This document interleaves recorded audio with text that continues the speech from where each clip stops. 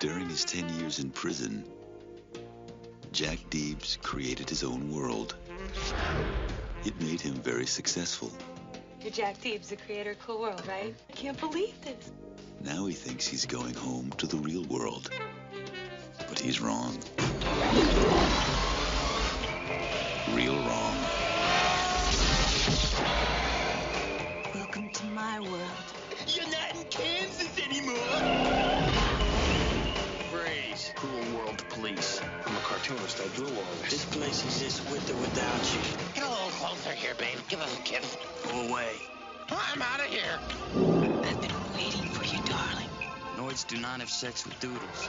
It's the oldest law in Cool World. If that happens, you call me. I got it, boss.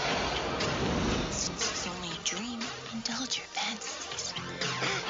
The man is in the bedroom. Are you gonna follow the rules? Or are you gonna follow your instincts?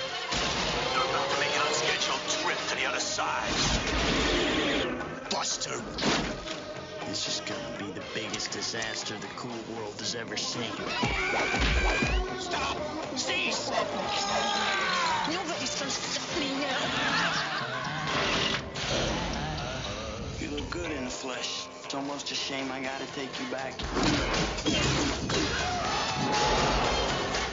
I just want to be real.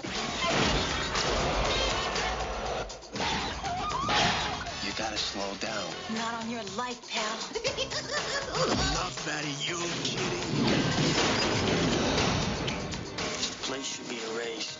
Hey, it's a living. Cool World.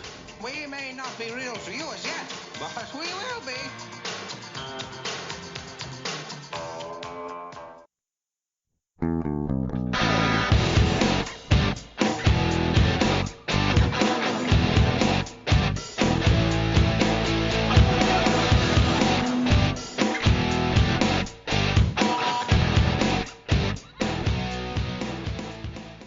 Welcome to They Call This a Movie, testing the strength of friendships one terrible movie at a time. Subscribe to the podcast on iTunes and other podcast services by searching They Call This a Movie. We're part of the Main Damie Network, and to find more from us, check out the website, themaindamie.com. We're on Twitter, Facebook, and Instagram at The Main Damie. We're also now a proud member of Geek Vibes Nation. You can find them at gbnation.com. Welcome back to They Call This a Movie. This is Anthony Delvecchio, and with me, as always, is Dan Aquino and Mark Myers. Say hello, gentlemen. Hey, how's it going? I think I may have found the movie equivalent of that saying, a poor man something, while watching this movie after watching Roger Rabbit earlier in the year. Sure. Yeah. It does everything not better. Yeah. It's very much, it's like, oh, this actually exists. It's not just some stupid comparison when people don't know how to compare two things. Yeah. This is so much like somebody got inspired by that, but didn't know why that movie was good. Yeah. My wife has a bone to pick with us. She says we need to stop being super horny. Has she listened to the podcast? Well, no, she sees the movies, and so she goes, so we're watching this, and she says, you guys are way too horny. And I was like, well, wait a minute. Not me, because I didn't pick this movie. I'm trying to suck up to my wife still after 13 years. And so she goes, all right, well, who picked this? I said, Mark picked it. All right, well, who picked Barbarella? Anthony picked Barbarella. Okay. Well, who were most of the quotes by? I was like, oh, me. In Barbarella's defense, this is much hornier. But before we get fully into that, we have a guest this week. He's one of the co-hosts of Hop Nation, who is currently celebrating, they just released 200 episodes, so congratulations. We have Steve on the podcast. Steve, welcome to the show. Thanks for having me. I'm never coming back. This movie's terrible. Full experience. Steve, why don't you introduce, tell the listeners, all 24 of them, what Hop Nation is. So, Hop Nation USA is a craft beer focused podcast, but we don't have any seriousness or snootiness to us. Even though I'm drinking an IPA tonight, my co-host hates IPAs, and generally we run on coffee stouts anyway. But we also like to interview breweries and just tell their story. But when we're not doing that, it's usually just bashing on craft beer and just having a good time. Great. Yeah. As we start off every episode, we usually talk about things we watched this week. So, Steve, why don't you tell us, what have you been watching? I've been watching the Venom 2 trailer on loop. until it makes sense to me. Okay. Did you like the first movie? No, I didn't. Okay, thank you. I don't get it. I didn't like the first movie, and because it was such a cheap, and it's all Sony studio. I can just tell it's all Sony because they don't want to invest money in making good movies. So they just made this muddy, dark-ass film where Venom fights a thing that looks like Venom. You can't tell the two of them apart. It doesn't make any sense. And now they're doing the same thing this movie, but red. That's the perfect summary of Venom 2. Yeah. I have seen either the trailer or the first film, but I did watch Upgrade, and that was excellent. That was the best Venom movie that year. Upgrade fucking rules. I love that movie. Such a good movie. Is that all? I don't know. I just, I finished up Invincible, and I haven't watched too many movies aside from this one. I've been watching just, like, a lot of series because, like, Yasuke got released on Netflix, and, finished up Invincible, and tried to get into Jupiter's Legacy, but not so much yet. Okay, what about you, Dan? What have you been watching? So I haven't watched anything new, but I kind of have a pickle on my hands here. My wife might be boycotting Disney movies. Okay. So now, like, that doesn't really matter. Like, I could go without watching Disney movies, but that also, like, includes Marvel movies. Like, well, now I can't follow you over that bridge. Everything else I will. So the reason why, and I'll just, like, real quick, we're looking to vacation this summer, and we were thinking about going, let's try to go to Disney, visit my sister. It's incredibly expensive, as I'm sure you gentlemen know. Yep. And one of the vacationing tips on the website is, hey, you can't afford to come here, get a second job and save up. I swear to God, that's what it says. Hey, a lot of people have a hard time saving up to vacation with us, but maybe get a side hustle like Uber Eats or like DoorDash or something. Have you tried not being poor? Right. I would rather them just say, hey, we don't want your kind here anymore. Just only rich folk are now allowed in Disney. But that really skeeved Jen out, and it bothered me. So we were texting today, and she goes, I don't think I'm going to really support anything they do anymore. Like, that, like, right on, fight the power kind of thing. It's like, I'm not going to watch their movies. I was like, but now just Disney movies or Marvel movies? Because, like, again, I don't need to see another Toy Story or another Finding Nemo, anything like that. But I'm really waiting for, like, Doctor Strange 2 and Spider-Man 3, and, like, can we just, like, do it after that? Can we picket them and after those movies? So that's where, like, I have that conundrum. So let me just float this towards you. Why not get a NordVPN? And I don't know if they're a sponsor of the show, but you can just kind of list those couple movies that you want to see. You're not putting money in their pocket. Yeah. You're sticking it to them. True. That's a good point. So that you can even get her on board to just be like, yeah, we're gonna take from them. We'll be like modern day pirates. There you go. I've always wanted to be a pirate. I have. That's one of my dreams. There you go. Everybody wins except Disney. Okay, Mark, sticking with you. Yeah. What did you watch this week? So I'm glad Dan forgot about this because it would give me something to talk about. Me and Dan watched New Mutants on Friday. Oh shit, we did. Yeah, see, he completely forgot. Yeah, so that's the one thing I watched this week. So Cool World is the second worst movie you guys watched this week. No. It wasn't as bad as I thought it was, but I was going in with pretty low expectation. It could have been much worse. I think it's saved for the fact that they didn't try and go to all these different... I think being in one location kind of helps it not be completely terrible, because it kind of feels like they, at least had an idea and an attempt to tell, like, this one closed off story and not try and tie it into a bunch of stuff outside of references. I think if I would have seen this pre-Queen's Gambit, I may have not been as mesmerized by Anya Taylor-Joy. It's fine. I think Maisie Williams was Irish in this movie, maybe Scottish. I don't think she knew at points which she was in this movie. Yeah, I mean, if it's sad that that's the way X-Men goes out in terms of Fox movies, or yeah, it was something that it's like, okay, I saw it. I don't have to keep wondering or seeing it when I go on Disney Plus or HBO Max or anything like that, wherever we watched it on.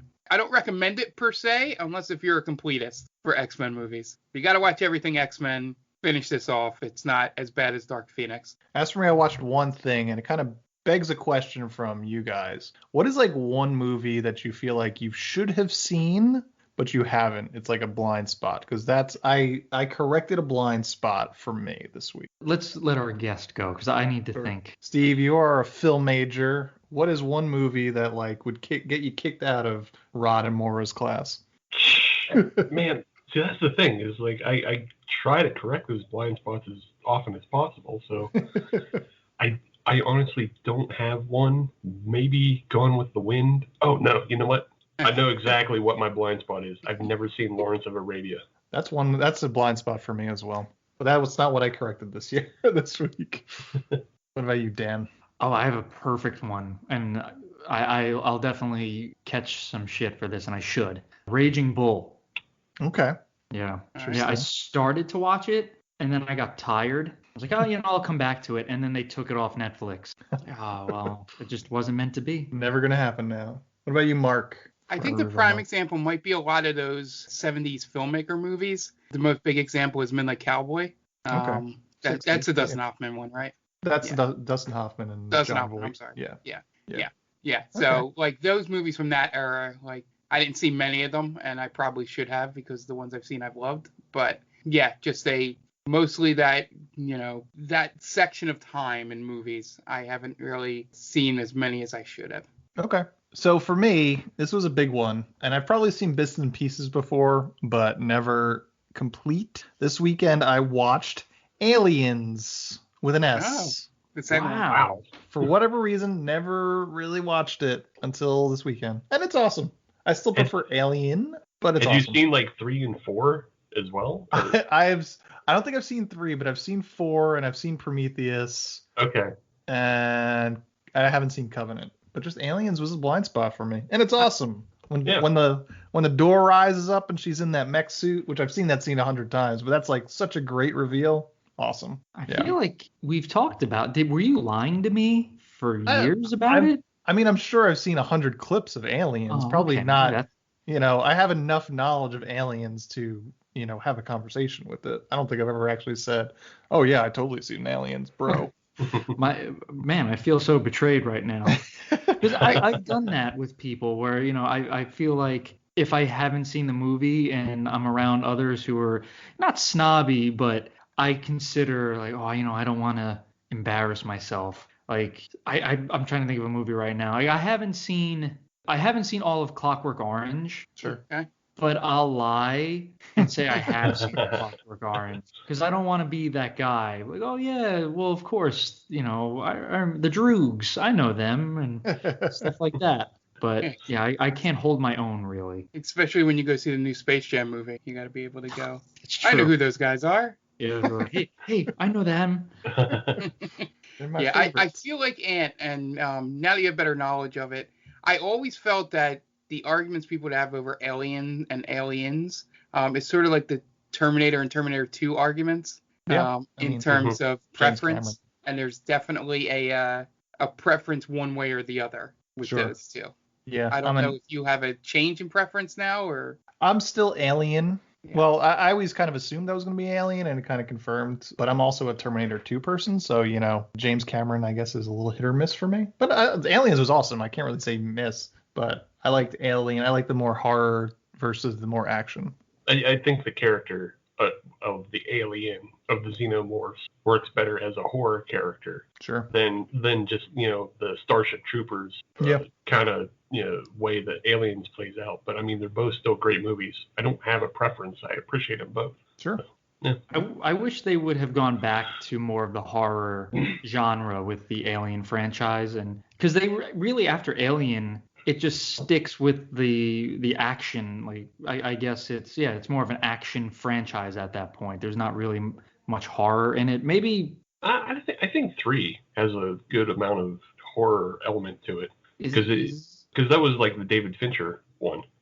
It's on the prison planet, and it's basically just a whole bunch of people locked in a prison with the alien. It's very dark. It's very grimy. They don't have weapons because they're prisoners, obviously. So I think that one's a little bit more horror than the other ones. But yeah, you're right. Like Resurrection, AVP, that series, fucking action schlock. Yeah. Was it Alien 3 or was it Alien 3 or Resurrection when Sigourney Weaver makes the behind the back? That's Resurrection. Okay, Yeah. good. So I was gonna say I'm not. It's not scary if Sigourney Weaver is just flinging the basketball. It's cool. Yeah. But you don't see that in many horror movies. Yeah, that's the movie with like Ron Perlman. I think he flips like upside down with handguns and shoots handguns. It's either Ron Perlman or Sigourney Weaver that pulls that, and then that one's ridiculous. That was a mess. That movie was a mess. I think that was the first Alien movie I ever saw. I saw it on V8. I like rented it one day when my uncle was babysitting us. Classic. Yeah. So I think that's all we got to talk about for this week of what we watched. So we will be right back as you listen to some ads and pay some bills. We'll be back in a second. And welcome back. Now it's time to talk about this week's movie. And this week, Mark picked a doozy. Yeah. So Mark, why don't you introduce this week's movie?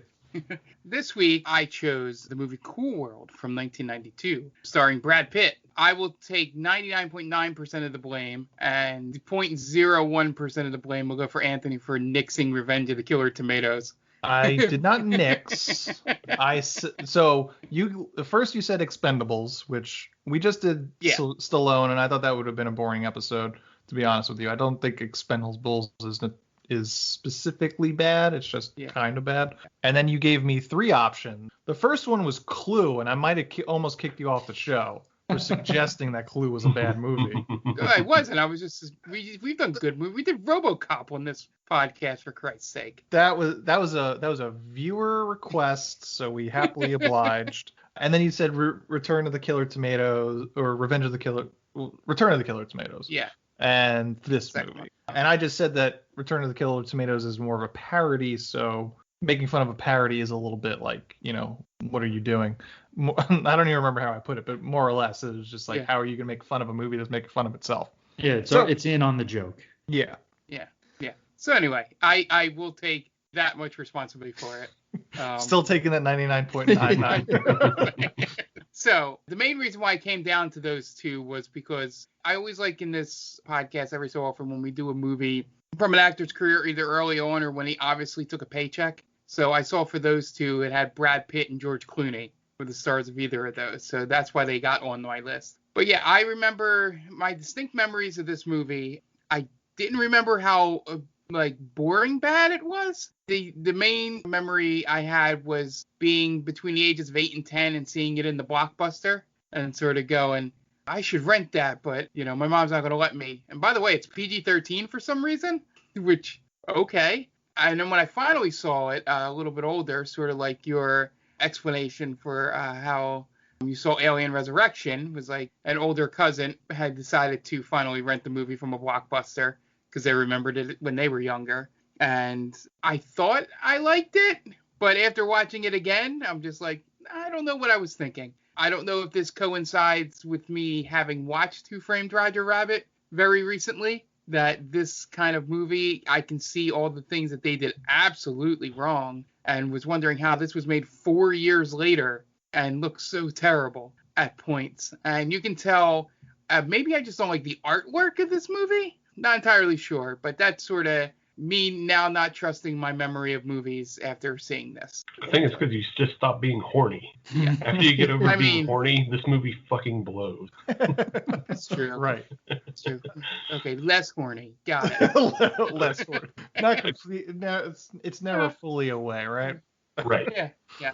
You got to be a little horny or the show gets boring. What about you, Steve? Where are you coming from with Cool World? So, kind of similar to Mark, I had memories of, this being in Blockbuster and feeling like not supposed to watch it. And I also had, I believe the first time I saw it was on Cinemax, late at night. So it had kind of that built-in taboo with Cinemax already. And I don't think I watched it all the way through, but, I was just a kid and I don't think I understood it as well. And Cinemax had this period of time where they were running adult animation late at night. So they also did Fritz the Cat, which is when I saw that movie as well. I didn't know they were both Ralph Bakshi at the time, but now that I'm older and now that you guys made me rewatch this as an adult, this movie is so goddamn boring and nonsensical And Ralph Bakshi makes animated films the same way Italian horror directors make films, in that they just like imagery, but they have no sense of story. And it's ugh. What about you, Dan? Yeah, so I saw this movie as a kid. I was at my grandparents' house with my cousin, and I don't think they knew what it was. It was just like basically, it's a cartoon or whatever. So we're gonna let our grandchildren watch this. And then they left us alone for the whole thing. So I watched the whole movie, and yeah, it was awesome as a little kid. It was like, oh, like big boobies. This is great. Even if it's it's essentially a hentai movie. That doesn't go far enough. Yeah, it's a wannabe hentai movie. And I realized as an adult watching this, the problem with this movie is there's too much going on. Mhm. Every scene has some random shit in it. Like there'll be a scene where two characters are talking, and then out of nowhere, like a line of random cartoon characters will just speed across the scene. A disembodied head will float through. And it never breathes. Mm-hmm. And it's super obvious that when Brad Pitt or Gabriel Byrne, right? Gabriel Byrne. Yep. Whenever they're talking to one of the tunes, they're never looking them directly on. Mm-hmm. It's almost they're looking past them. And when they hold an object, a cartoon object, it's blatantly not there. There's a scene where Brad Pitt takes out his badge, and it's basically like he just holds up like a hand. Mm-hmm. And the badge is plastered on. Roger Rabbit came out, what, 88, 87? 88. 88. And it's infinitely better looking. Yep. I don't know. I will say I've always dug Ralph Bakshi's artwork. It's very unique. Mm-hmm. And it's the style is like incredibly bizarre. It's almost like an H.R. Geiger type of look. Like gothic, and like the buildings have teeth and like they're screaming or whatever. It's cool. It's also super creepy and definitely not for kids. But this is also the guy who animated and directed The Lord of the Rings. So he's kind of Ralph Bakshi is like he's crazy, but I respect his art style. But yeah, this movie as a kid, it's awesome because again, horny kid. But then as an adult who is like losing his horniness, it's like not great. Gotcha. Yeah, so for me, again, like you guys, I saw this probably when I was too young, probably 11 or 12. I think I caught it on basic cable. I think I remember the posters sitting in the movie rental place for a while. And yeah, like you guys said, I think this movie just solidifies how much of an underrated director Robert Zemeckis is for his work on Who Framed Roger Rabbit, and how he was able to make that so seamless 6 years or 4 years before this movie came out. If this movie's only thing that it wanted to accomplish was that you could consider yourself fucking a cartoon, it succeeds, I guess. As far as cartoons go, yes, Hollywood is very fuckable. But that's more or less the extent to the point of this movie. It's really all it is. There's barely a plot besides her just wanting to fuck Gabriel Byrne so she becomes a person. Even the music video for Aha's Take On Me was a better example of this kind of idea. It's wild how, and this movie is not super cheap in terms of, they spent a good amount of money on this. They spent like $30 million to make this piece of shit. I don't know how much they spent on Roger Rabbit. Probably a lot more. But yeah, the people lost money on this for sure. Yeah. Now, wasn't there like a big dispute about the script? Like there was a bunch of rewrites or something like that? So yes. So Ralph Bakshi originally envisioned this to be kind of a hard R sort of movie. Violent, much more sex and all that kind of stuff. And that might have worked better than this. But apparently there was a meeting that happened about halfway through production where Kim Basinger was like, I want to make a movie where I could go to, I think this quote is, a children's hospital and show the children that. And Ralph Bakshi was like, that would have been a great note for you to give me before we started production. And then one of the producers agreed with Kim Basinger, and then they kind of, really stripped this of any sort of edge, really. Because, it's a movie not for kids, but it's like barely not for kids. It's not super, like, it's a PG-13 movie. It really feels that way. From what I read, because I was doing a little bit of research, and from what I read, Bakshi actually wound up punching that producer and wanted to quit the film, and then they threatened to sue him for breaking his contract, so they forced him to stay on set and finish the movie. That's kind of awkward. Yeah, well, yeah, and it kind of shows if you just, it genuinely feels like nobody wants to be on that set except for Brad Pitt. Yeah. Gabriel, this is not a good movie. I don't even know where to even go with this. Yeah. Do you remember when Kim Basinger was a thing? Yeah, she's bad in this movie too. Oh yeah. And this is gonna sound kind of mean spirited, but I liked her more as a cartoon. There is a little bit of a downgrade, not gonna lie. Yeah. I'm sorry, Kim. See, I also was kind of taken aback by that, because when she transforms from cartoon to human, like, I don't know, I had to look it up because she looked kind of older than what I expected. Yeah, 92. I didn't know how old she was. She was actually almost 40 when she did this movie. Yeah, that is a little weird.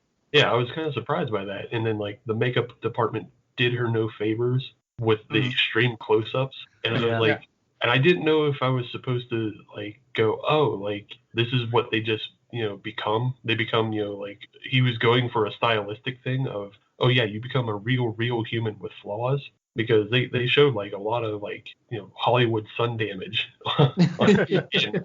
And, like, that's kind of uncommon for film to, like, allow their stars to look flawed. But I wonder if they did that on purpose. Yeah. The only thing I kept thinking of with Kim Basinger through this movie is, was this the original Sam Raimi Spider-Man 3 moment where she did not want to be on this movie or do anything, so she completely overacted everything when she was Human Holly to just make it worse. So that's all I kept thinking when those moments came up. It's just amazing to me that we talk about jokingly the Take On Me video and, Roger Rabbit, but the first moment where I was like, they didn't have a budget or didn't think was the first time Brad Pitt walks in Cool World and everything is cardboard, Oh yeah, that happens a couple times. Yeah. Like they didn't even try to mesh it in. And it's just like, this can't be 4 years. This had to be before, right? This was the before animation. Yeah. But yeah, a lot of that stuff disappointed me. I just thought it was going to be like a very similar, in terms of production value as Roger Rabbit, but just trying to be more adult. And it was not that. Yeah. So apparently, originally, Ralph Bakshi wanted Drew Barrymore, who was like 17 in 1992. So that's... Yeah, that makes sense for Bakshi, though, because as Dan already pointed out, like, this is... you guys already pointed out that, like, this is borderline early hentai. Yeah. And, like, Ralph Bakshi just basically catered to perverts when he wasn't doing high-end stuff like Lord of the Rings. Right. And I guess the reason why he doesn't work anymore is because Suncoast Video came along with anime, and everybody got to see it. Yeah, put him out of a job. This is the last feature film, is this movie. Yeah, last of his pervert works that he could put out. Yeah, it definitely feels like a movie that perverts would love. Not that I am a pervert, so I would have no idea. Well, no, we don't love this film either, so. Right. Yeah, I think it suffered from, like Mark said, the Spider-Man 3 syndrome. I guess because Bakshi wanted one thing, the studio wanted completely different. And Bakshi was just like, well, screw it then. I'm just not going to really give them what they want 100%. And I'll just kind of throw a little bit of a temper tantrum. And I'm not going to make a coherent story. It's going to be all over the place. I think that's letting him off the hook for a little bit too much, to be honest with you. Saying that this was a rebellion. I just think it's a shitty story. And like, it doesn't make sense in the way that, Brad Pitt shows up in Cool World in 1945. Yep. But then it's all in Gabriel Byrne's imagination in 1992. There are no rules. There's only one rule set forward in this movie, and that's Noids can't fuck tunes. No boinking. Otherwise, they have people have powers that come out of nowhere, and decisions are made, and things happen that are not explained throughout this entire movie. Yeah. And we're all left with just, well, I know this one thing about this movie: Noids can't fuck tunes. Yeah, and then they dropped this whole like rule to the world out of nowhere, which would have been fun to know beforehand. That if the Noid gets killed by a tune while they're or a doodle while they're a doodle, they become one. Yeah. That's just the way to bring Brad Pitt back, and with his awful doodle. They did him dirty. His animation is awful. Man. It looks like if somebody asked sketch James Dean from memory. Oh, yeah, it's a complete mess of a movie. But Mark, if they did let out that one rule early, then you would just spend the whole movie thinking about, well, if Lynette just kills him, he will just come back to life as a tune, so they'd be able to fuck. They could be happy and fuck together. I think they could put that out earlier, though, in a different way. Like, if they had a tune die in the real world, they become a person, but they're a dead person. Right. Because they're dead. Yeah. But then if you die in the tune world, you become a tune. So, you kind of can go back and forth with that. But, yeah, there's no rules to this. I hate it just as much as Harry Potter, because Harry Potter is the same thing of just introducing Deus Ex Magica anytime they need something to happen. Yeah. Sure. Because J.K. Rowling's a shitty writer. So now you can't bang a tune, because then the tune becomes a real person. Now, what is that when do you have to climax in the tune? Is that what like the DNA of a person kind of gets sucked up into the tune because they're ink? Well, welcome to our Patreon/OnlyFans portion of the podcast. Right. Well, because now I'm curious, what are you giving your essence to the tune? Yes, well, let's see. We're in 1992 now, so we're kind of in the time of Bill Clinton in defining what is sex. Right? Because I was wondering as well, do hand jobs and oral not count in this? Right. Ooh, that's a good point. Because the whole time.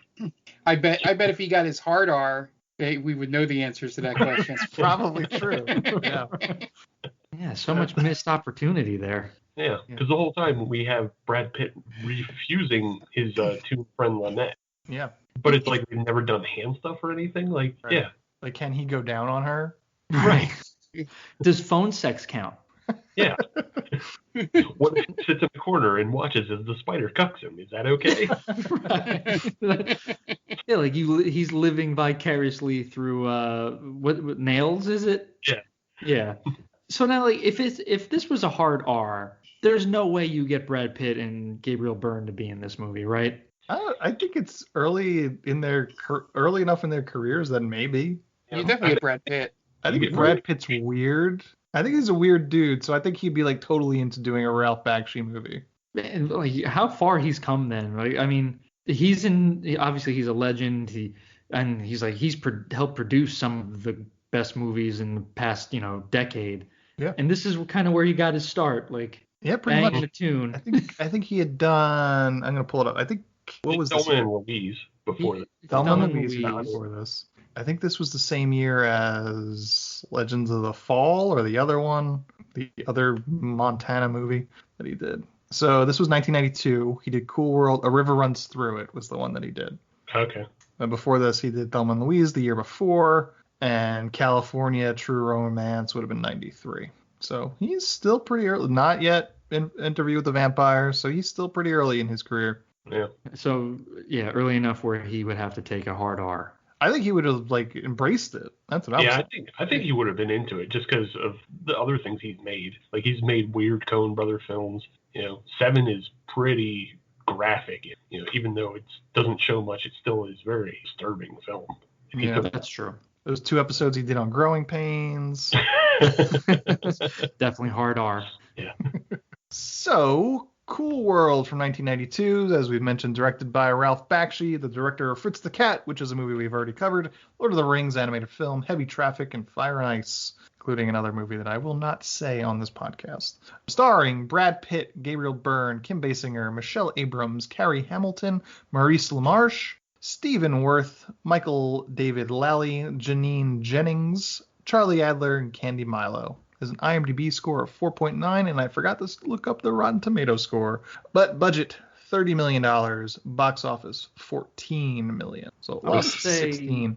I'm going to say Rotten Tomato score of 27. Let's take a look. Yeah, we got a couple of pretty good voiceover actors in Maurice LaMarche and Charlie Adler. Charlie Adler played Ed Big Head in Rocko's Modern Life. We also had they call this movie Return. Yes. She was from Troll 2. Was from Troll 2, the neighbor girl. Michelle Abrams was in Troll 2. Yeah, she's like the opening scene of Troll 2 where it's like back in foreign times or whatever. Is she foreign times? Is she she's the girl with the fake freckles in that movie. Does she voice Helen Lovejoy on The Simpsons? I don't know. Because someone in this movie was on The Simpsons. It's a tomato meter of 4%. Ooh, I was close. That makes a good one. Yeah. I think Maggie Roswell, might have been. She has an uncredited, I think. Yes, that's who it was. Yeah, she's on The Simpsons. So do you guys want to get into this razor thin plot? Sure. Let's do it. Cannot wait.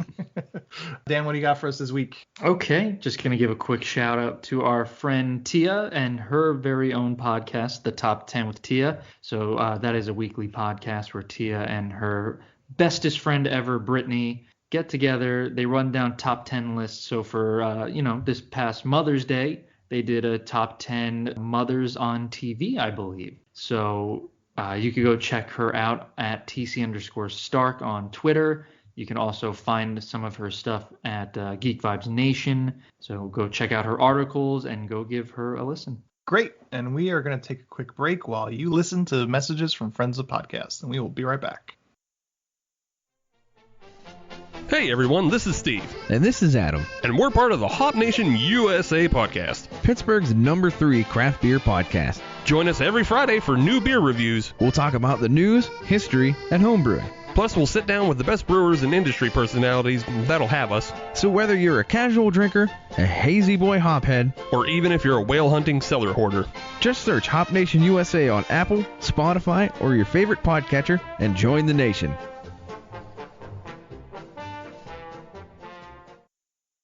Oh hi, didn't see you there. It's me, George, from the best little horror house in Philly, the show where we talk about the best horror movie ever made, according to our guest at least. We've talked about groundbreaking classics like Texas Chainsaw Massacre and Alien, but we've also got a lot of great ones coming up, including some very fun guests like Len Kabaczynski of Swamp Zombies and Red Letter Media fame, Caroline Williams, the star of Texas Chainsaw Massacre 2, and Chase Williamson from John Dies at the End. So make sure you're subscribed to the best little horror house in Philly, and I'll see you boils and ghouls over there. And welcome back. Now it's time to get into the plot for Cool World. We open on Las Vegas, 1945, after about 2 minutes of just credits on a black screen. Very 90s, the way that it did feel a little time and place, right? The early 90s version of After Effects. We open on Vegas as Frank Harris, played by Brad Pitt, returns home from World War II, and they greet the returning GIs from the airport. As he meets his mom and they go back home to some shitty house in the desert, Frank tells his mom that he has a surprise for her. He takes her outside to show her a brand new motorcycle that he won in a poker game in Italy. Yeah, I'm not a motorcycle guy, but it's an objectively gorgeous bike. And then he wants to show off his riding to his mom. This scene is kind of odd, seeing as how this is his mom and not his girlfriend. I'm not getting strong incest vibes, but it would make a lot more sense. I didn't get those vibes, but usually when you surprise someone, it's with a gift for them, right, not with, hey, I got a surprise for you. Here's my beautiful, and I think it was an Indian. That would make sense for the time, but yeah, it's just here's my beautiful red motorcycle for me to ride. And you see the look on her face too. She's like, oh, it's beautiful. Cool. And thanks for leading me. It's right outside the front door. He leads her around the back and to the front. Yeah. let's take the longest way possible. Just her tripping over all that all their shit. All the chickens. That dirt farm that they got in the middle of the Nevada desert. Yeah, it's a very strange gift to present your mom. As they're riding, a drunk couple stumbles out of a bar in the middle of the day, and they eventually crash into the motorcycle. Frank and his mom go flying, and Frank immediately has a war flashback until he stumbles upon his mom, lifeless on the ground. Eventually, the cops come and take statements, and the ambulance bags up his mom. At the same time, a cartoon professor opens up a portal to the real world. Frank screams out in anguish and then transports himself to that toon world. I gotta say, I'm surprised that the people that caused the accident stayed behind. Right, yeah. I guess maybe the car was busted. Maybe they couldn't hit and run. Okay, that's true. In 1945, they probably got a slap on the wrist. Right. Yeah, it's no big deal. Yeah. But is there anything more jarring in a tonal shift from him holding his dead mom having a flashback, like a PTSD war flashback, to a little bald-headed cartoon character? That was like genuinely kind of upsetting to me. It's a tonal whiplash, right? Yeah. It really serves no purpose because it's never brought up again. Like, he never mentions his mother again or how he's from 1945. Right. So you really could have just like shifted to Gabriel Byrne being there. I'm like, hey, Brad Pitt, what are you doing here? Oh, it's a long story. Don't worry about it. Yeah, I mean, he mentions it once he's back in the real world. He mentions it in the car with the neighbor and Jack. But yeah, it's weird. I mean, they don't even explain how his scream of anguish causes him to transport. I mean, and they probably could have done it like, why does his mom have to die from a drunk driving accident? It doesn't really affect him in any. He doesn't, until he has to go back. He doesn't really seem like he's running from it. No. Right. Like, if that was a thing, like, you could tell if they played that up a little bit more, it would make a lot more sense. Like, that's the reason why he hangs out in Cool World and he doesn't go back, because he doesn't want to face that. But now it's been like 50 years. So. Or like he's trying to get back but doesn't know how. Because, like, maybe his mom's not dead. Like, he's just out, but he loves his mom, obviously. He gets sucked into Cool World. He just wants to get back to his mom, but he doesn't know how. Right. But she's dead anyway. Exactly. And then when he comes back, oh, Mama Pitt's dead. But she would have been dead anyway because he came back into the 90s. Yeah. So 104 years old. Right. And then she dies. Yeah, I've waited so long for you to come home, son. It's been 80. So what I like, we'll get to this point fully, jumping ahead, but I love the idea of when he came back into the world that he was in the same condition he was when he left. Yeah. In terms of the thing, I was like, all right, that's a cool little thing. I guess that was supposed to be his character, is that he was staying in the toon world because he didn't want to deal with what happened in the real world. But they never really make a point of it. No. But I got the feeling that that's supposed to be his character. Yeah, it's a half-complete thought. And why does he teleport there? And then when he comes back, why does he teleport into Jack's house? Was Jack's house where that highway was? Is it just like he went to the same place and just so happened to be the same place? I don't know. These are the questions that I don't have answers for. See, that would have been interesting, though, because it would have set the precedent that there was a portal created by the professor in the early part of the film with his spike or whatever. So, like, there's a little bit of a rip there. Right. But Gabriel Byrne has already been teleporting in other places. Yeah, sure. Yeah, he does it. He does it in his house. He does it. Does he do it in prison? I know he does it in the middle of the desert. Yeah. Yeah, he does it a couple times in prison. Yeah. Yeah, and that's the thing. Like, why is it that there's a spike that brings Brad Pitt, but then a toon could just wish you into that world, right? Like, why do you need the spike? I don't know. I don't know what. We don't have the answers to these questions because there are no rules. There were no rules set out.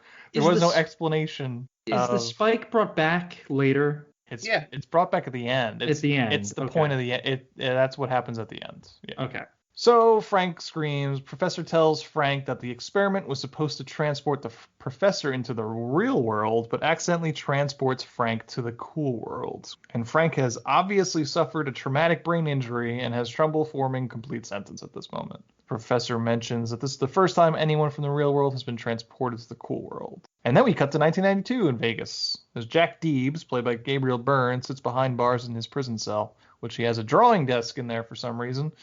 And he's drawing his creation, Holly, talking to her as if she's a real person like a creep. He would probably be very popular in prison, don't you think? Probably. Why? Because he's an artist? He's an artist, so he can draw everyone's pornography for them. Oh, that's a good point. Yeah, he's not just an artist. He draws big-titted women. So he's giving out prison bombshell, drawings, really. That's true. Everyone does seem to really like him when he's leaving. Yeah, they're pretty, they're sad to see him go, but they're very excited for him. Yeah, so maybe he's just a nice guy. I don't know. He does murder the man that was sleeping with his wife, and we never get I assume that actually happened. We never have a storyline where he's like, "Nah, I was innocent." Right. He never contests that. He doesn't Andy Dufresne this. He basically just acknowledges that that's why he went to prison, and then we just kind of treat him as a hero at the end of the movie. Right. 90s. It's only brought up by like a guy that you could have also went a step further, making him like a gatekeeping comic book person. Right, yeah. He's the only one in that room that brings it up when everyone else is looking for an autograph. But he seems really excited about it. Like he's not saying that to be a dick. He wants that comic book. Yeah. Okay. So he's more like, "Hey, you killed somebody, didn't you?" He's just a man that does like any comic book nerd, he doesn't have tact, basically. The social skills to have a conversation with a guy without bringing up the guy that he murdered. I mean, look, we've all been to Comic-Con here. We know how some people react when they see something that really excites them. There is no personal space. Yeah. I like the old dude in the comic book shop where he's like, "Who the fuck are you? Right. Why am I getting this autograph right now? Who are you?" At least he's honest.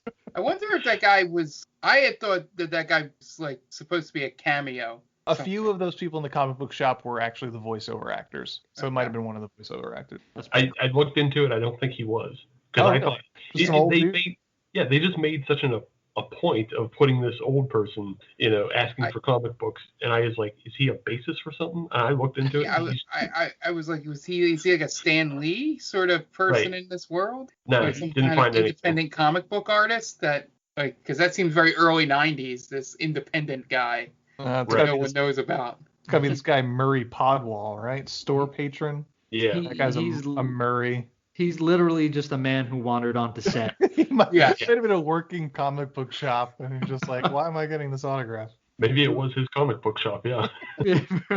If that scene had gone on, he would have basically just asked, "What are you guys doing? We're shooting a movie." "Oh, what movie?" Would I ever heard of it? Yeah, It hasn't come out yet. Have I seen it yet? He's literally asking who are you? Right. I'm Gabriel Byrne. Who's that?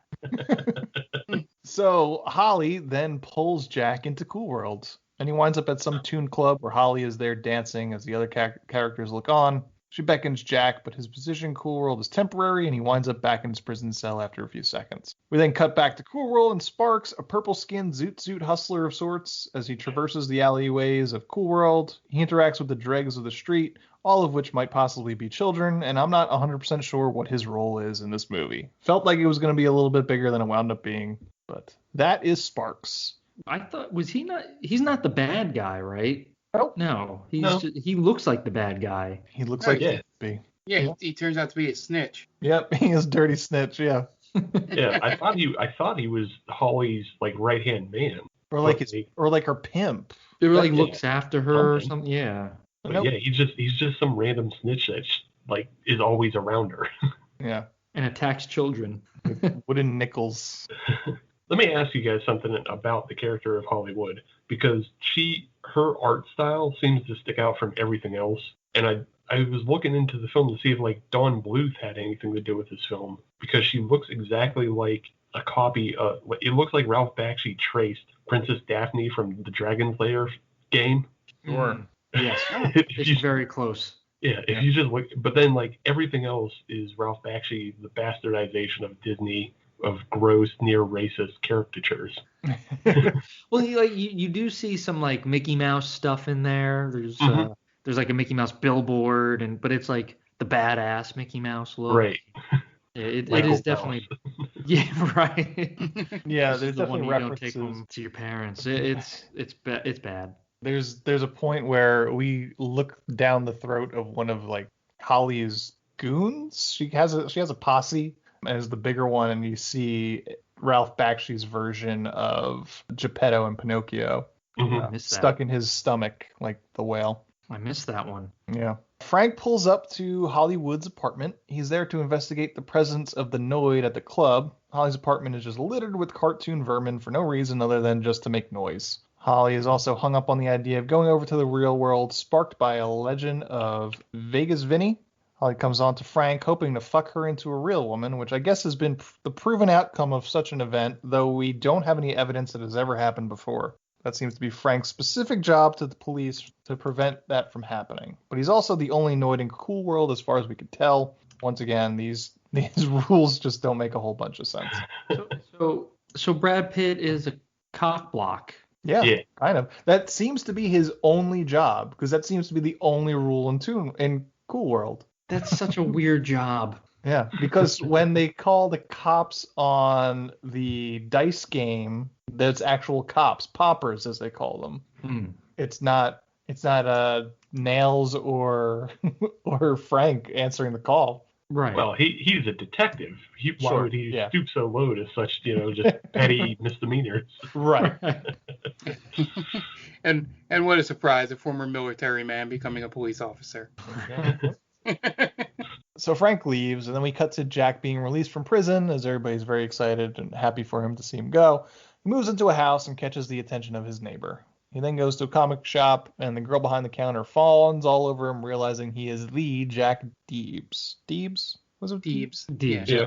And then a whole bunch of guys there ask for his autograph. She asks him out for coffee, but he turns her down. One of the guys mentions that he should do a comic on the guy that he killed for finding him in bed with his wife. And then Jack leaves after that. Back in Cool World, a cute rabbit is playing dice with a bunch of toon degenerates who cheat the rabbit out of its winnings. Then Jack somehow winds back up in Cool World, so they decide to hassle him instead. Then Holly shows up and tries to get Jack to fuck her. And the cops show up to bust the hoodlums, and they pile into Holly's roadster with Jack, and they peel off down the twisted highways that Jack once drew. Meanwhile, Frank goes to visit his girlfriend Lonette, a toon. Frank acts very aggressive towards all the female toons, I should say. Like, if this was an actual human actress, it would be a bit disturbing. Nails Frank's partner, a cigar-smoking spider, comes up, telling Frank that they have to go because Holly is with the Noid again. Then they head to the club. Holly and her crew show up to the club with Jack. After dispatching of the bouncer, they enter, and Jack is immediately accosted by Frank. Frank has to reinforce the one rule in Cool World: Noids cannot have sex with toons. Frank mentions that other Noids have come to Cool World, but how and why? We never understand why. Jack winds up back in the real world. I just figured out Noid is short for humanoid. There you go. Yeah. I don't know Yeah, if Dan. the case. Does that also go with the Noid from Domino's? Is that also the reason why they're... I mean, that's the first thing that I thought of. Well, you should avoid the Noid. You gotta avoid Right. the Noid. And that's what they're saying. Avoid That's the Noid that's here. the one rule in Cool World. Avoid the Noid. Is this a backdoor Domino's commercial? That would be mind blowing. If that's true, we're getting a remake to Cool World coming out soon, since the Noid is back. Ralph Bakshi never got left. paid by Domino's. Just make it as abstract as humanly possible. Right, and like some of the severed heads are actually the Noid's head, and it's just you don't notice it really. Yeah, it's very on Domino's. It's their brand to be very abstract. Yeah, Oh, that's how yeah. they make pizza.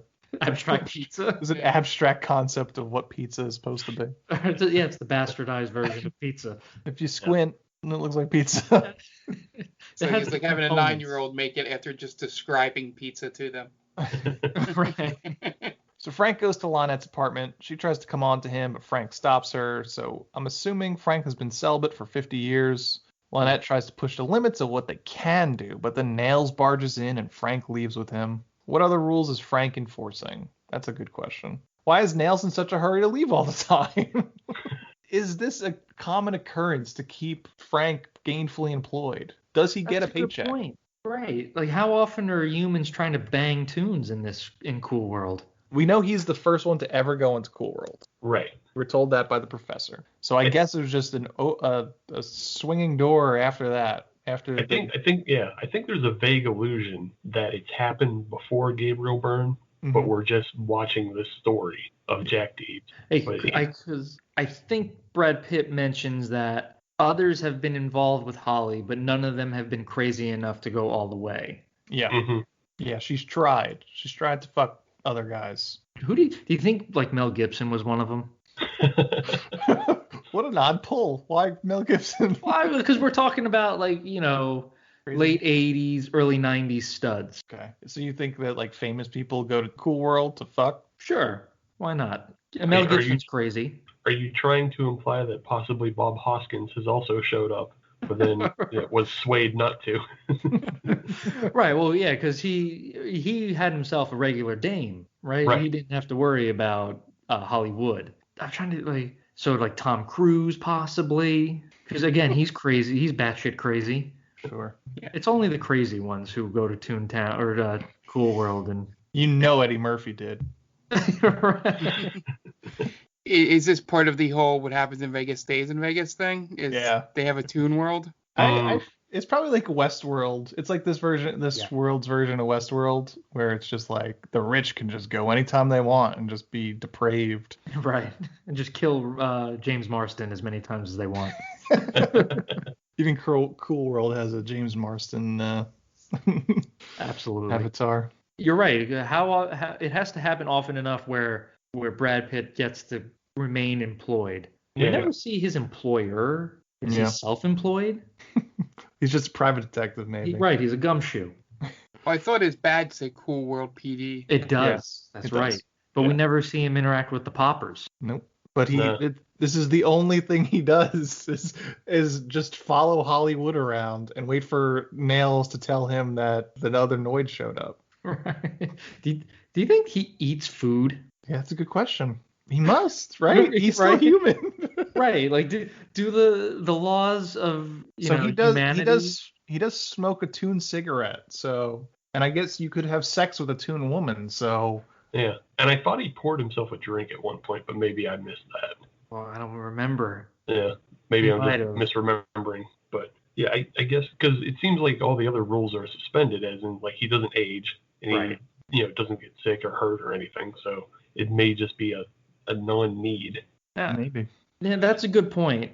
Because if you think about it, he has the life, right? He's Brad Pitt in his mid to late 20s, right? Yeah. So he's smoking hot. You can't get diseases. You can't really get hurt. Can he get hurt? I think he can, right? He definitely did not want to fall off that apartment building. But so you can't get sick. You probably don't need air because there's no air for toons. The only problem is he's in a shitty cartoon. Yeah.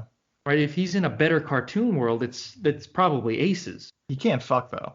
Yeah. Can't. But it's like he seems like he's not really. It's not like bothering him all that much. So he's like, he's okay with it. Like he wants to bang Lynette. Yeah.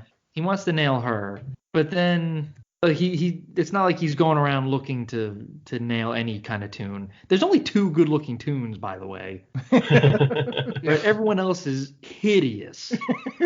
Yeah. So you probably if you off those 2 women, you probably get rid of the problem of Noids banging tunes. Right.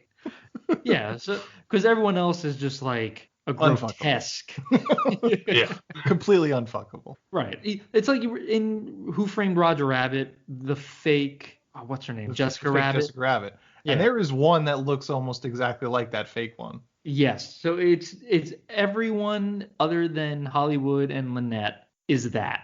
Yep. Yeah. Frank and Nails wind up at Holly's apartment, but the door knocker won't let them in again, saying it's a private party. So they have to climb the apartment building exterior. It's a long climb up. Nails almost drops Frank, but eventually they are able to break into the apartment building by breaking a window. Frank goes into the party as Nails waits outside, and Sparks is there again, still not sure of his role in all of this. Frank threatens Holly, telling her to stay away from Jack. She tells him that he's a coward because he could go back to the real world anytime he wants and just chooses not to, and then he leaves. As Frank goes to leave through the broken window, Jack shows up through the front door with Holly's goons. Door knocker says he has an appointment, but the other ones have to stay outside. He goes up, and Holly comes and brings him into her bedroom, and then they fuck, causing an explosion that blows out the windows. And then Holly turns into Kim Basinger.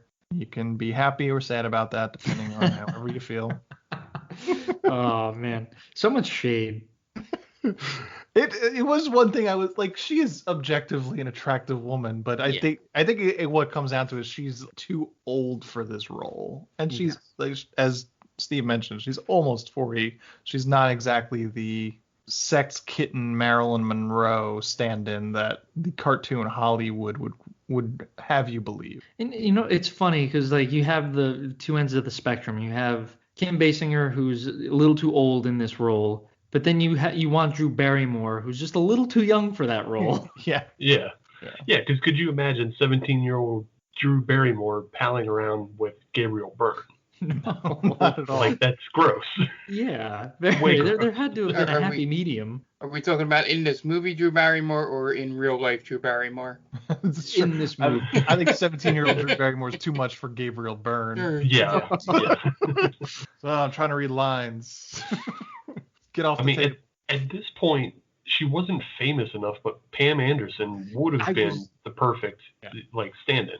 I was literally just thinking that. Yep. I was like, was she young enough, or was she old enough for this? I think she was old enough because she might have already been doing Home Improvement. I would think so. I think you're right. Yeah, that's the perfect one. She's 4 years away from Barbed Wire, 1967. So she was like 25. And she would have given the same amount of, acting skills in this performance as Kim Basinger did. Yeah, she probably wouldn't have that Brooklyn accent there at some point, too. She might have even given more, being that she wasn't as famous. That's true. And she's got to try a little harder. She wouldn't have had, like, the dust-up with Bakshi to begin with. Right. Like, Kim Basinger was already established, and so she had the pull to, say, I want to make a more PG-13 movie. Oh, that's a good point. Pam Anderson would have just went along with it. Right. And we get a totally different movie. That's a good point. Yeah, you definitely need like a Playboy playmate, like Erica Eleniak. She was in Under Siege this year too. Would have been good. Yeah. Yeah. Just not Kim Basinger, who's not looking to as a woman in her 40s or almost 40s should not want to be a masturbation fodder for 12-year-olds and perverts. Well, to be fair, I feel like this movie might have cheered up some kids in the hospital just seeing her as a cartoon. Sure. So, mission accomplished? There you go. Everybody's happy, right? Yeah, except for Ralph Bakshi. Nails drops Frank off at the bar that Lynette works at and goes back to the precinct to man the phones. And Frank and Lynette get cozy in a booth. Meanwhile, Sparks calls the precinct to tell Nails that Holly fucked Jack and is planning to make a trip to the real world. So Nails calls Frank, but then loses the nerve to tell him about Holly and just tells him he's making sure he's having a good time. And this scene of waiting for Frank to get the phone call is obnoxious as fuck. Because the phone has to go through the entire bar. Yeah, and also, are we to believe that every time the phone rings, it hurts the phone? Yeah, it was weird. Yeah. And also the another example of Brad Pitt holding something in Toon World and it not matching up specifically, because I think at some point the phone was nowhere near his ear. Yeah. It's so distracting. Because it's so obvious. It's a director that knows animation but doesn't really necessarily know live action. Exactly. He can't marry the two. Yeah. What Zemeckis did on Who Framed Roger Rabbit is pretty impressive. That's all we can say about that. Meanwhile, Holly is more or less having a breakdown because she's now Kim Basinger. I don't think because she thinks she's almost 40. I think it was just she was surprised by it.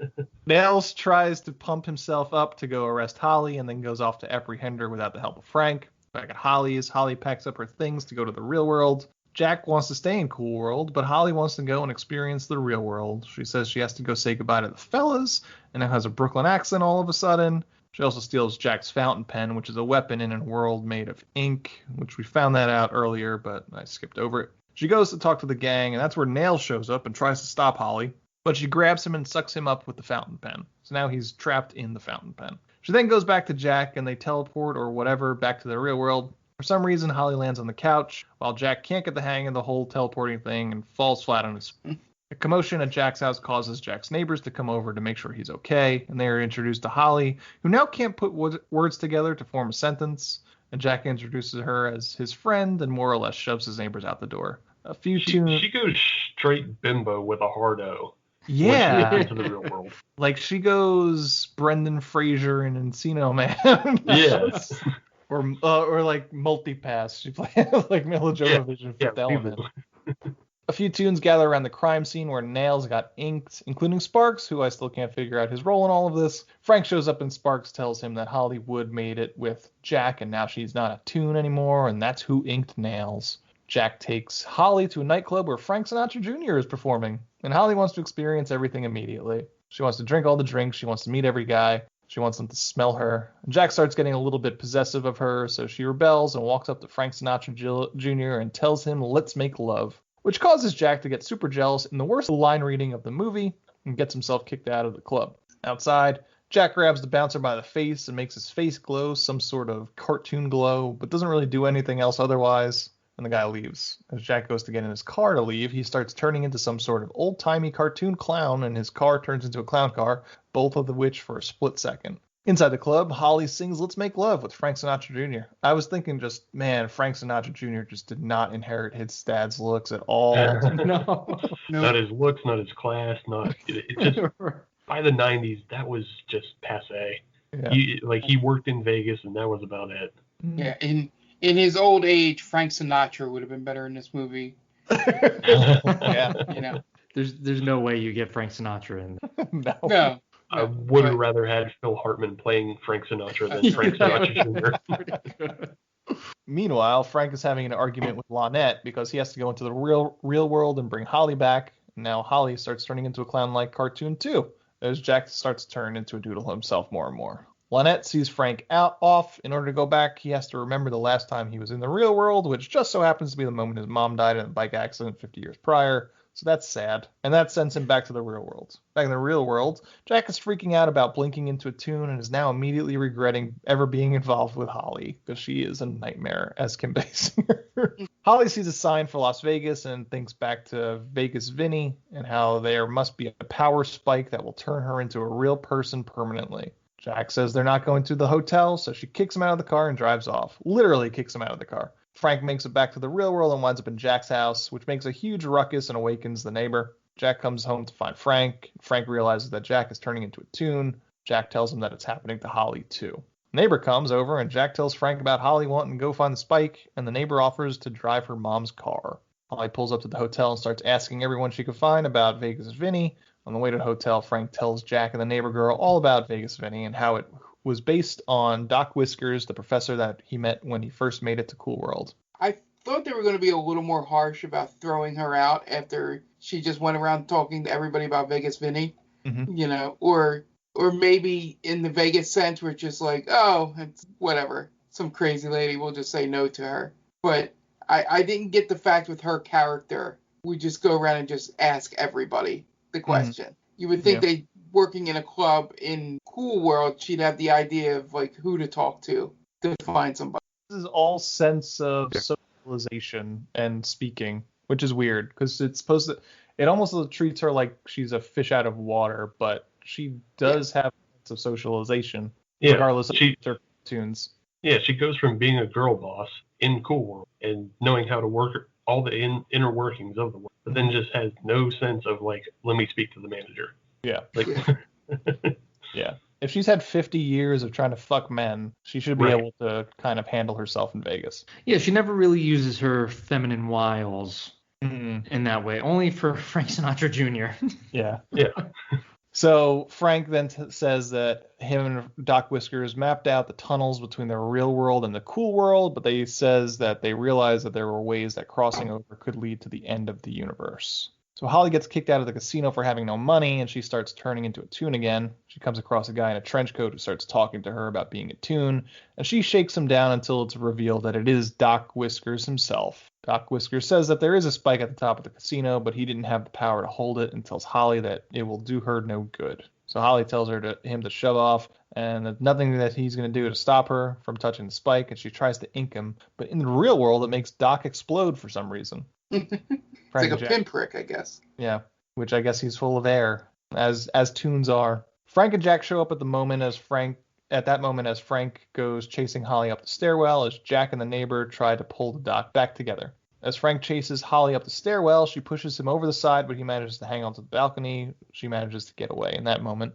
As she makes it onto a floor, she turns into a Toon and is able to move through a wall because we haven't established any rules in this film other than Toons and Noids can't fuck. So of course that happens. Why is she also turning into a clown Toon? Why isn't she just reverting back to her original form? It's a fair question. She's a clown. She's acting clownish. It's just another version of there's no rule. Yep. Yeah. It's punishment, maybe? I don't know. But then who's the one doing the punishing? Right, because it's all made up in Gabriel Byrne's imagination, right? That's kind of what we've established. Right. Well, that's what Gabriel Byrne thinks, at least. Okay. Right? Because it existed in 1945. We don't know to what extent. At least Doc Whiskers was in this world in 1945. Yeah. So Jack is somehow tapping into a world that already existed for his own creativity. And I don't know. They never really explain what he's created and what he didn't. And if he creates something on paper, does it then exist in Cool World? Like that episode of Looney Tunes where, the animator is fighting with Daffy Duck. Oh, that's a good point. Yeah, the pencil just goes around him and man. But that was done so well. Even in like what was that? That was like the 50s, right? It was probably, yeah. Right, and just like it's incredible that those short stories were just so much better than this full motion picture. Yeah. It just doesn't make a whole lot of sense, and I think it would make this movie so much better if there was just some semblance of sense. Yes. Yeah. And maybe that was lost. Maybe that was lost in the trying to turn this into a PG-13 movie that Kim Basinger to go to the hospitals and show sick children. I like also like the very first shot of Kim Basinger as a person as a close-up of her chest with just her nips rock hard. Yeah. That'll fly over well with the kiddies. Yeah. I mean, it was 1992. Jennifer Aniston was going to be doing that in 2 years, every Thursday night. That's a good point. Showing up. Struck it rich. Nipples first in front of a live studio audience. And no one complained. Nope. Frank finds the wall that she went through and follows her into the room. He tells her that she should go back to Cool World, so she tries to run through the wall again and just smashes right into it in slow motion, which just makes this even that more ridiculous. Yeah, does he like distract her? I don't get what happens here. I think I can't remember. Is she a Toon when she goes through the wall the first time? Yeah. When she goes through the first time, but then the second time, I think she thinks she has control over it, but she doesn't, and then she just runs like a clumsy asshole into the wall. Yeah, because it's real person Holly when she hits the wall. So I'm guessing she could go through it if she's a Toon at that moment. So then she goes on the balcony and Frank follows. Meanwhile, the neighbor manages to piece the doctor back together. Jack doesn't seem to be doing shit at that moment. It's all up to the neighbor to put him back together. Holly starts climbing the balcony trying to make it to the roof. Frank threatens to shoot her, and she says that she's scared of heights and needs his help to come down. So he goes to help her, but she tricked him, and she turns into a Toon, and she's got a vengeful look in her eye, which we don't really even get to see coverage of that, but assume that it happened, and she pushes him off the roof, and he falls to his death. And that's our hero in this movie. Falling to his death off screen. So the professor tells Jack that it's his opportunity to be a hero. The guy that killed the guy that was sleeping with his wife. So Jack grows some Toon arms that stretch all the way up to the hotel top and goes to try to stop Holly. Holly makes it up to the roof and removes the spike from the sign, opening a portal between the real world and Cool World, and unleashes chaos. Holly turns back into her original Toon form because she's not the clown anymore. Jack turns into a superhero type character, and everyone around Vegas starts turning into cartoon versions of themselves. And this is where, and obviously we've already stated that there's no plot or any story in this, but her whole motivation, the whole movie, was to be real and to be in the real world. And now she's fine being her doodle in this real world. Yep. Like the switch makes no sense. Yeah. I don't know what she was Yeah, because specifically she goes to get the spike to become real. Maybe just the being faced with being that hideous cartoon clown. She was just like, well, I don't really want to be a cartoon, but I'm here in the real world and I'm my sexy self. So that's like a good compromise, right? Yeah. Yeah. So I had two notes about this. One, when she's climbing up to the spike, there's a shot of her climbing a ladder. She basically climbs ladders like people do in the WWE. A lot of effort, very slowly. Yeah, and always looking down to make sure the person is right there. Exactly, which gives Jack time to get up to her. But the other thing is, like, how much of, like, when she pulls the spike out, how much of a big ripoff of Ghostbusters is it when all the tunes come out and it looks exactly like the scene of when the firehouse explodes? Right. Yeah, that's a good point. It felt like maybe they had one idea and they couldn't stick with that idea for whatever reason, and they just couldn't decide on an ending. Yeah. When Byrne turns into the superhero, it's super awkward. Like, it really makes no sense in that, like, he's becoming a clown, but then he becomes a superhero. Right. Why are people turning into these things? Yeah. It makes no sense. Make it make sense. Yeah, it's like Super Mario Brothers. The worlds are merging, I guess. Right? Yeah. Like, well, you see on the street, like, they go through Vegas, and that's how it's also like the Ghostbusters montage of, like, all the ghosts start showing up. People start turning into cartoons. Right. And a lot of them kind of make sense. Like, people, just fat Americans turning into cows. There's that one shifty guy at the table who turns into a snake. And that kind of makes sense. Like, yeah. You're turning into the worst version of yourself as an awful Bakshi cartoon. Mm-hmm. But why Jack turns into a superhero that's not even voiced by Gabriel Byrne, because it's Maurice LaMarche doing the superhero voice. Yep. And his lips never move. Yeah, exactly. Yeah, they didn't have budget to animate his mouth. No. The ending is a cluster. Yep. So Jack tries to stop her, but she kicks him in the dick, and he gets taken away by some sort of dark flying ink beast. Holly drops the spike, and Super Jack flies off to retrieve it. Jack tries to replace the spike, but then has to fight a whole bunch of ink monsters. Meanwhile, Nails pulls himself out of the pen and sees Frank's body lying on the street. Holly tries to get Jack to give up the spike, but as he is about to, one of the ink monsters makes it obvious that it's a trick, so Super Jack thinks better of it and goes to return the spike to the sign again. As he does, all the tunes that escaped get sucked back into the sign and the portal closes, and Jack and Holly disappear with them. Then Doc and Nails go back to Cool World with Frank's body, leaving the neighbor girl stuck in Las Vegas by herself. It's a good character art. Yep. Lynette sadly walks along the streets of Cool World, missing Frank. She goes back to her apartment to find Nails with Frank's body. Nails tells her that Hollywood killed him, but then Lynette realizes that if Holly killed him while she was a toon, then that means Frank will turn into a toon, because we never established any rules besides the toon/Noid fucking thing. Frank becomes a toon, and they did Brad Pitt pretty dirty on this rendering, if you ask me. Yeah. He looks like Rin Tin Tin. He's like a Sunday comic strip character. Oh. Like if David Byrne was in Blondie. Not the band Blondie, the comic strip comic. And Lynette and Frank can now fuck, so they're happy with that, I guess. Right? Toons can fuck each other. No one ever said they couldn't. But then Nails interrupts again, but they kick his ass out. And Holly and Super Jack are stuck in some toon-barren wasteland for reasons that are unclear. And that is the end of Cool World. If there's one thing to be said about it, it makes no sense. In the hard R-rated version, Nails joins Brad Pitt and Lynette, and it's just like super handy, Yep. Like Nails hands is are like, everywhere. Yeah, helping out Lynette and Brad Pitt, and it's just like he really helps them experience something like they've never thought possible. Yeah, it's like Fritz the Cat. Oh yeah, but way dirtier, I think. Yeah. Fritz the Cat's such a better movie than this, and we hated Fritz the Cat. At least that had like a message. Yeah. Fritz the Cat had somewhat of a plot, sure. Yes, the message of Fritz the Cat was just like really like awkward and I guess not well said, but this has zero message in it other than tunes can't bang humans. That's the message. Yeah. Remember, kids, resist all urges to bang cartoons. I think the internet was a direct opposition of this movie. Yeah. Like, Bill Gates is you, like, we I'll can't show fuck you, Ralph Bakshi. Take this. Yeah. Let's watch, I can't even think. Watch Daria fuck Beavis and Butthead. Yeah. It's a whole group of deviant artists begs to differ with Ralph Bakshi. Yeah.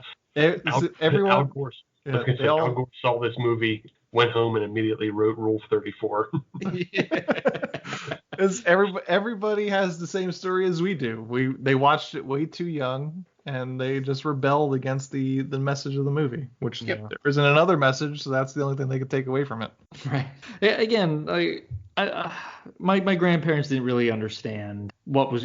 My grandparents were one of those grandparents where they would let me do things that my parents, like, they would let me watch things my parents wouldn't.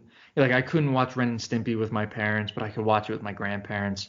And I guess this was one of those things like, oh, well, PG-13, he's 10, so he should be fine. And they had no clue what this was, and like how it like just ruined everything going forward, and just like my whole perception of cartoons. And yeah, I wasn't an innocent child after seeing this movie. Yeah, I don't really have much more to say about this one. Yeah. This was a rough I'm one. all out.